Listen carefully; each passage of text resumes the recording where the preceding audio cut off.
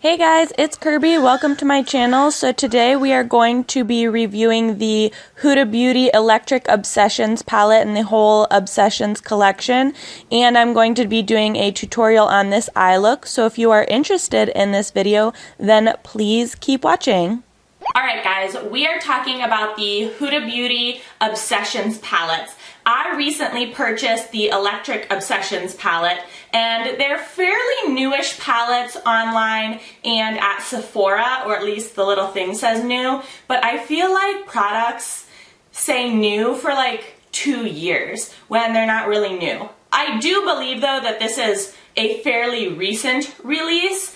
This one I purchased because can you see those colors? I'm just so drawn to bright colors. It's not even funny. Like, it wasn't even a fair shot for the other palettes. But the Obsessions palettes do come in 4 different colors. So they have this Electric Obsessions palette that has all of these bright colors. Then they have a smoky palette, a mauve palette, and a warm brown palette. And the smoky mauve and warm brown are a lot of neutral colors. They have really nice shimmeries.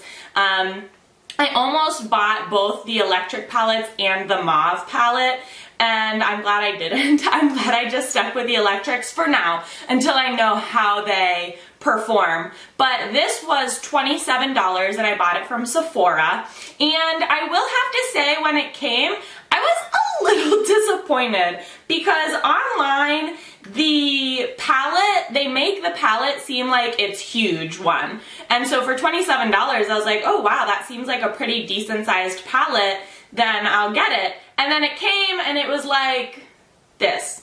That's how big the palette is. It's like the size of my palm. So I was a little disappointed by the size of the palette first.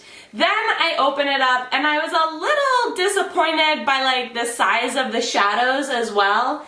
They look a little small on the first glance because the packaging is just small.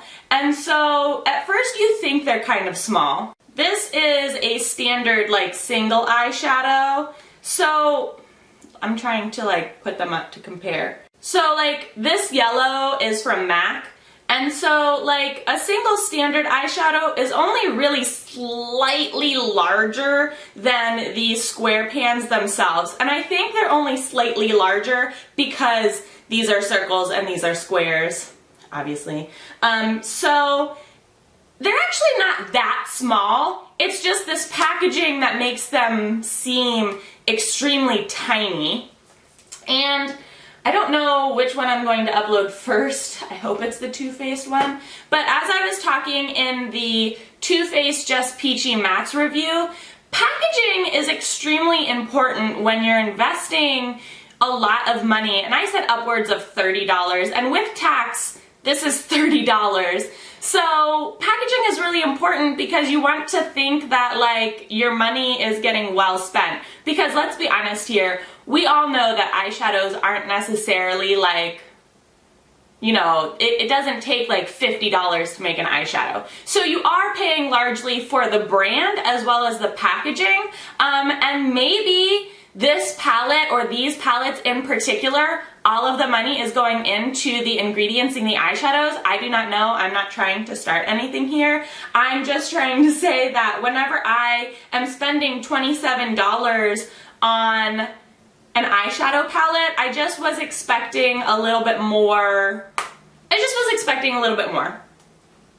I don't know. I did play around and swatch these at Sephora, and I can tell you that these are extremely pigmented, and I will be doing some swatches further into the video. But yeah, so we're going to be reviewing as well as demoing an eye on this palette.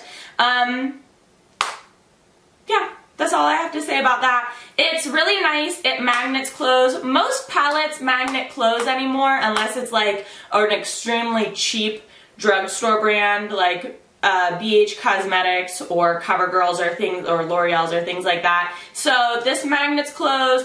Obviously it's super tiny and convenient to travel with. So let's just get right into it and see how well these actually blend with each other. I have already done my foundation and my eyebrows and prepped my eyes with some Tarte Shape Tape and setting powder. So I was playing around with these, like I said, and this peach and this like bluey purple color, or even any of these colors, really go nicely together. I mean, the whole palette goes nicely together. So I think what we're going to do is a little bit of a peachy purple action. I'm going to take a Wet n Wild crease brush, and I'm going to take this yellow. Wow, that's extremely pigmented, and there isn't a bunch of fallout or dust. So that's really nice. And I'm going to put this in my crease.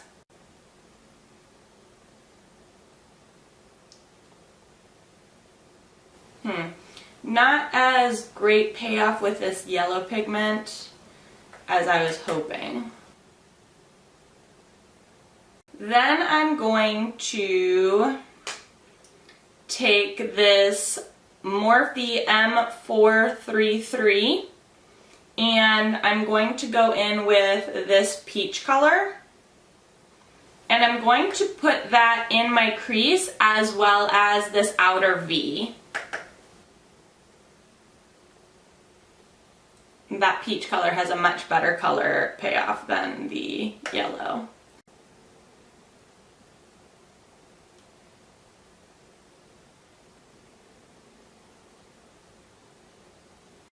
I want to blend out the yellow and peach, so I'm just taking an It Brushes for Ulta crease brush. It's clean, I'm not using anything, and I'm just going to buff out that peach color into the yellow. And yes, I'm just haphazardly doing it because it's just a clean brush. So now for the lid color, I'm actually going to go with this dark blue.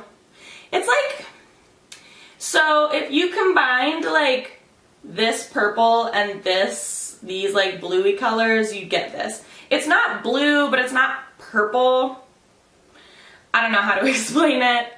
That's the coloring that I'm getting. Just for safe measure, I'm gonna put down a little bit of concealer. Just like the tiniest little bit.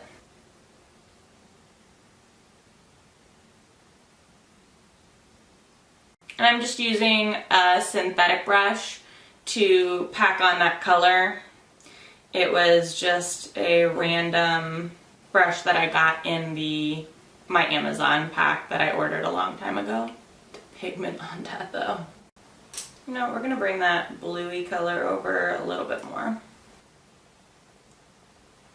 Alright, this is what the lid is looking like so far, and I'm gonna come back after I do the other eye and the rest of my face to finish out the lash line. But it's looking pretty good so far. I am not disappointed, that is for sure. Alright guys, be back in a jiff. Alright, and we are back to finish the lower lash line, and I don't particularly know what I want to do. If I just want to mimic what I have on top or no.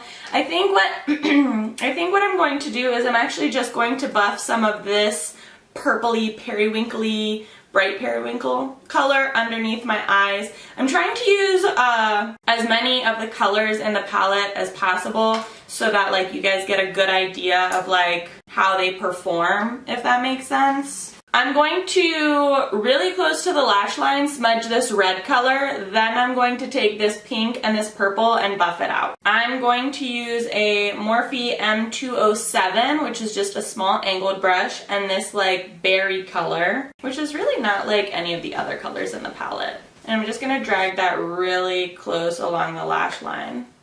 Oh, it's a lot more magenta-y on the skin. Then I'm going to take this no-name brush. Sorry, it legitimately doesn't have a name. And I'm going to take this purple color. I'm just going to buff that along the lower lash line.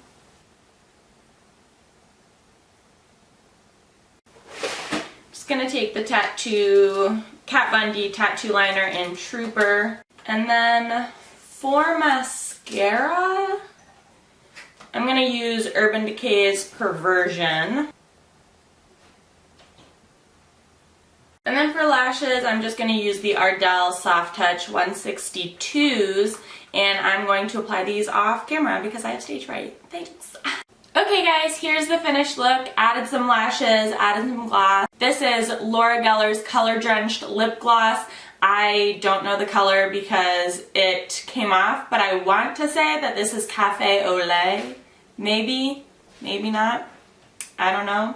But here's the finished look. It's actually so much more wearable than I thought it was going to be. I thought it was going to be like bright AF and I wasn't going to be able to go out anywhere, but like, I love this look. I would wear this. This is like my everyday look. I could wear this every day. I won't wear it every day, but I love it. Overall thoughts on the Huda Beauty palette, for $27 for the Electric Obsessions, for most of you, probably not worth it. However, the smoky mauve and warm tones or warm colors, those, if you find that there are a lot of colors that you wear in those palettes, then it would be a really good investment. The pigment is great. Here are some swatches. Here are some swatches from the Electrics palette.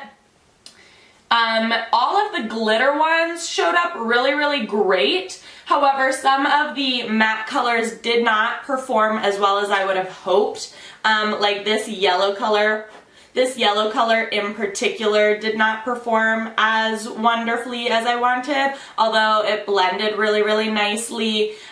This red color also showed up a little bit more pink and magenta than like red, which was totally okay with me.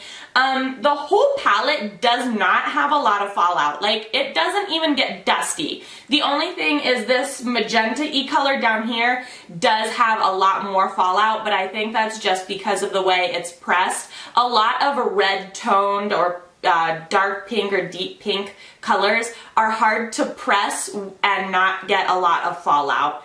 So, for $27, I'm glad I invested in the Electric Obsessions. It definitely outdid my expectations, only because, again, when you pay $27 for like a little thing like this, I was just let down by the packaging. Like, but packaging I can get over. If it's good eyeshadow, then that's all that really matters to me. And it is good eyeshadow. Like, look at his eye. I love it. I am just over the moon excited about how this eye look came out. So, like I said, if you don't wear eyeshadow every day, it's probably not a good investment. But if you like making creative eye colors, or if you do have a certain color palette that you stick to, it is your tried and true, you never stray away from it, then I would suggest looking at the other 3 Obsessions palettes, because it would be a very good investment. And like I said, it travels really well because it is so small. Just note that when you look online, the palette, it's like you think you're getting a palette this size, but really you're only getting a palette this size, which I know it's not like a huge difference, but when you think you're getting something for $27 and then you get another thing, it kind of is a big difference. Just putting that out there. Just putting that out. Also, I'm really feeling my hair today as well. I am on the struggle bus of wanting to grow out my bangs again but not knowing how, and I just really, it's like what I did today. So I'm feeling myself. Probably go to the mall again because we live 4 minutes away.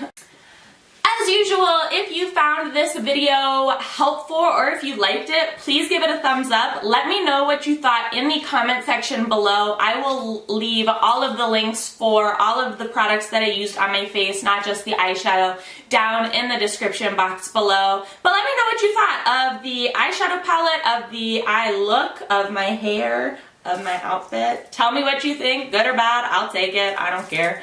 But yes, thank you so much for watching, guys. As always, please be sure to subscribe for more reviews and tutorials. Thanks so much for watching.